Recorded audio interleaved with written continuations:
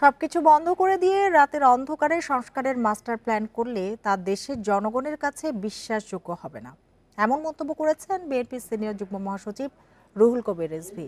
তবে অন্তর্বর্তী সরকার যাই করবে তা অন্তত ফ্যাসিস্ট হাসিনা সরকারের কর্মকাণ্ডের পুনরাবৃত্তি হবে না বলেও প্রত্যাশা ব্যক্ত করেন তিনি।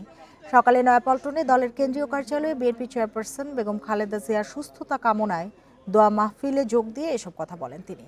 বলেন, দ্রুত সময়ের মধ্যে অবাধ সুষ্ঠু নির্বাচনের প্রত্যাশা ছিল জনগণের, কিন্তু কোনো উপদেষ্টা বলছে নির্বাচনের এত তাড়া কেন।